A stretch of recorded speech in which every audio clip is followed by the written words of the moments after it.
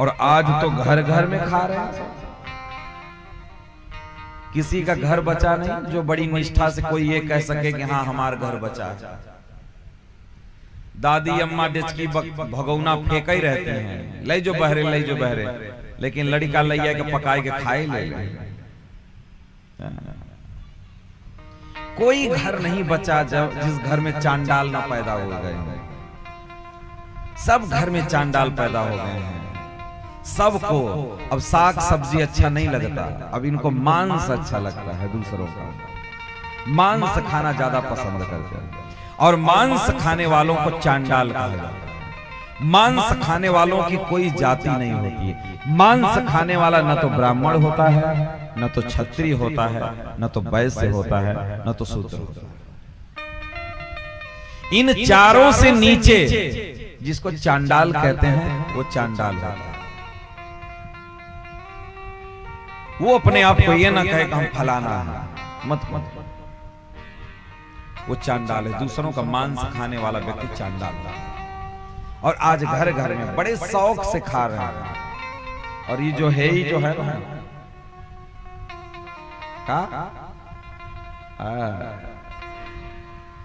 घर घर में ट्रे का ट्रे फ्रीजर पे रखा है।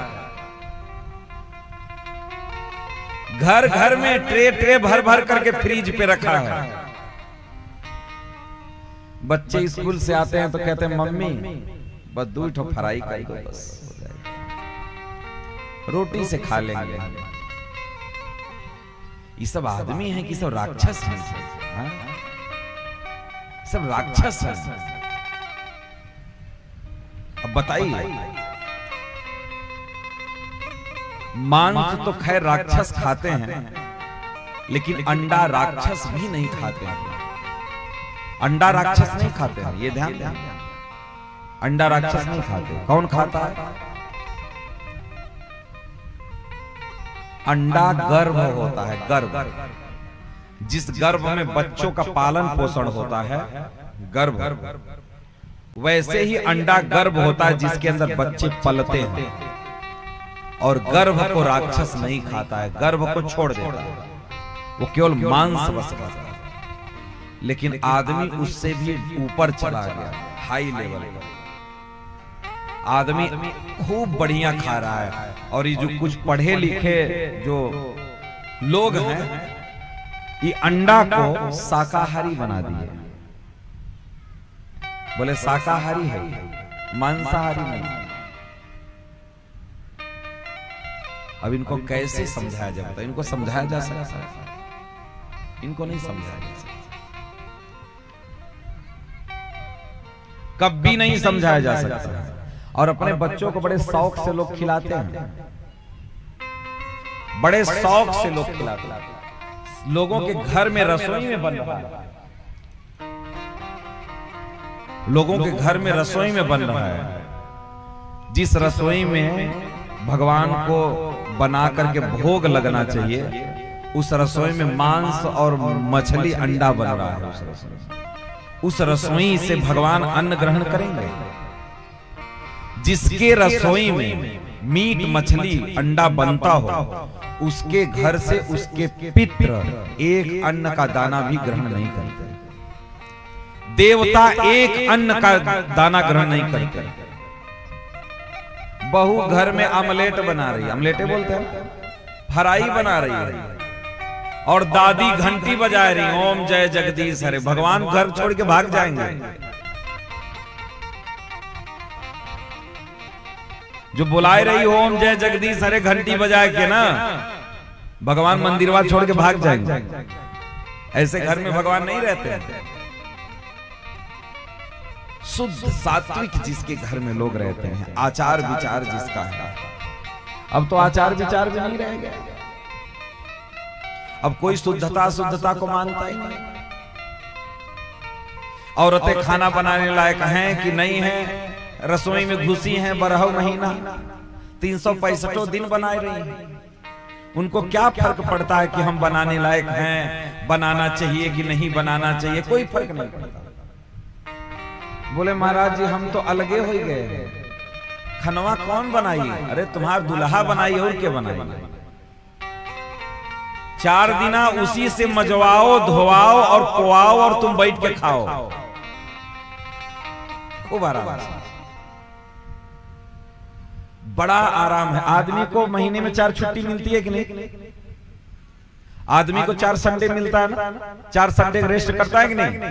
और भगवान ने आप लोगों पर कृपा करके भगवान ने कहा 4 दिन तुम केवल बढ़िया बैठ करके कमरे में भजन करो, कोई काम नहीं करना है, बढ़िया आएगा पास में खाना खा करके भजन करो।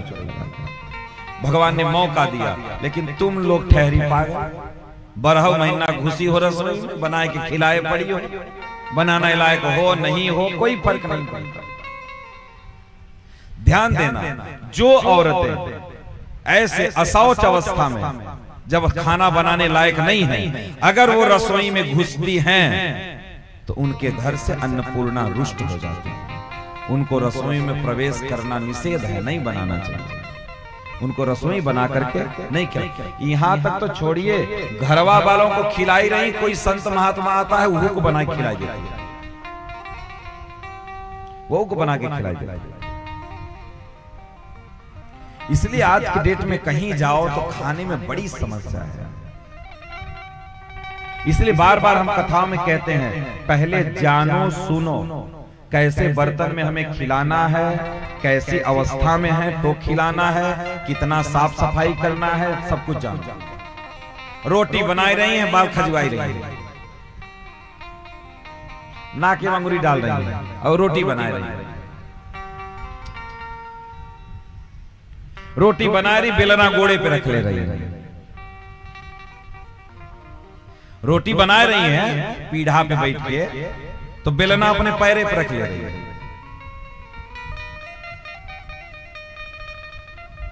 कोई खबर नहीं, कोई खबर नहीं हमको कैसे बनाना है।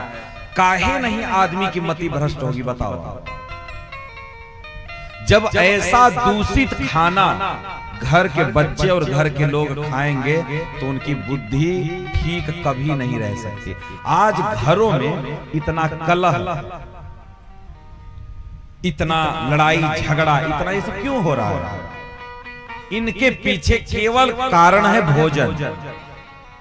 शुद्ध भोजन किसी के घर नहीं मिल रहा है। सोए के उठी आ रही हैं, आंखी मीजत घुस जा रही रसोईया में। और हम आप प्रकाश सेठ को का ये सोए के उठी तो पहले यही दुकाने में झाड़ू पोछा लगाए के फिर जाइए घरे नहाए के फिर आइए। रसोई हो या अपना व्यवसाय हो, जहां से आपकी रोटी चल रही है, दुकान हो, व्यवसाय हो, जहां से भी आपका रोजगार व्यवसाय चल रहा है, बिना नहाए धोए, बिना पवित्रता के उसमें हाथ नहीं लगाना चाहिए। हाथ नहीं लगाना चाहिए, घुसना नहीं चाहिए। नहा धो करके एकदम पवित्रता से आएंगे, फिर झाड़ू पोछा करेंगे, फिर उसके बाद भगवान की पूजा करेंगे, सब कुछ करके उसके बाद बैठेंगे। बिना नहाए धोए ऐसे ही सोए थे, कैसे कपड़ा में है, और आकर के बस दुकान खोल दिए, जहां से रोजी चल रही है, रोटी चल रही, जहां से 2 रुपए मिल रहा है, वहां बिना नहाए धोए आकर के हम अपना काम नहीं करना। जहां से रोजी रोटी चले, जहां व्यवसाय है, जहां दुकान है, जहां पे लक्ष्मी का निवास है, जहां पे सब कुछ है हमारा, जहां से हमारा जीवन चल रहा है, वहां पे बड़े शौचता पवित्रता से हमको जाना चाहिए। अरे भाई, नहा धो करके आओगे, थोड़ा झाड़ू पोछा कर दोगे तो थोड़ी तुम्हार मेकअप खराब हो जाएगा जो तुम ब्यूटी पार्लर से सज के आ रहे हैं। क्या कह रहे हैं? ब्यूटी पार्लर से तो सज के आ ही नहीं रहे हैं कि भैया ब्यूटी पार्लर से दुल्हन सज के आई है, फूक फूक के पैर रख रही है कि कहता हूं हमारा मेकअप ना खराब हो जाए, कहीं हमारा लहंगा ना बिगड़ जाए, उसका वो न हो जाए। भाई सीधे सीधे सुबह उठिए, देखिए नियम बता रहे हैं। कुछ लोग ऐसे हैं, सुबेरे उठ करके कपड़ा पहन के बस घूमना शुरू कर देंगे। जाएंगे शौच, पैंट पहन करके, कपड़ा पहन करके शौच जाएंगे, कपड़ा पहने और निकलेंगे हाथ धुल करके, बस पहन के बाबू बन के घूमने लगेंगे। दिन भर घूमेंगे, फिर आएंगे 10 बजे, तब नहाएंगे धोएंगे, तब खाएंगे। कितनी गलती हम लोग कर रहे हैं, बताओ कितनी गलती कर रहे हैं। अब जानते हैं सुबेरे बिस्तर से उठना है तो सबसे पहले शौचालय जाना है कपड़ा लेकर। सबसे पहला काम सुबह उठना है, क्योंकि जो कपड़ा पहन के सोए हुआ उस कपड़ा को आपको धुलना ही पड़ेगा। कुछ लोग देखते हैं पहन करके सोए हैं, उसके बाद नहाने जाना हुआ तो निकाल करके टांग दिए खूंटी पे, गए नहा के आए फिर वही पहन लिए। तो गधा जैसे तुम थे, फिर पहनने के बाद फिर वैसे हो गए। जैसे तुम्हारा कपड़ा अशुद्ध था, अशुद्ध कपड़ा उतार के तुम गए नहाए, शुद्ध हुए, आकर के फिर वही कपड़ा पहन लोगे तो तुम वही हो गए।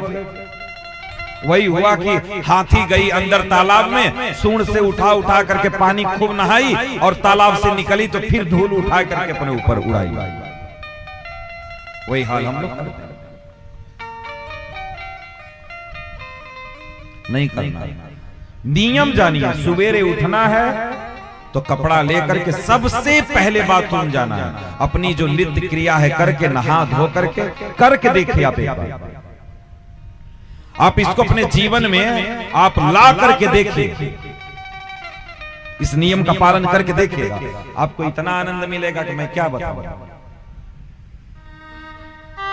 सुबेरे उठना है, कपड़ा लेकर के बाथरूम जाना है, अपनी नित्य क्रिया करके नहा धो करके नया कपड़ा पहन करके, नया कपड़े का मतलब धुला हुआ कपड़ा पहन करके भगवान का थोड़ा पूजा पाठ करके, थोड़ा भगवान का चिंतन करके उसके बाद निकलना। देखना आपका दिन बन जाएगा, आपका दिमाग बन जाएगा, आपका सब कुछ बन जाएगा।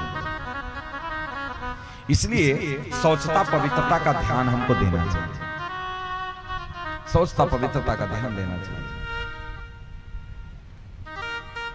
बिना नहाए रसोई में नहीं जाना है, रसोई को बना हुआ रसोई नहीं छूना है, नहीं छूना, बिना नहाए। और नहा धो करके धुला हुआ कपड़ा, हम ये नहीं कह रहे हैं कि एकदम चकाचक तुम एकदम रोज प्रेस वाला कपड़ा पहनो, पानी में भिगो करके उसको थोड़ा सा वो करके डाल दो, सूख जाए, वही कपड़ा पहनो, कोई दिक्कत नहीं। लेकिन धुला हुआ कपड़ा पहनो,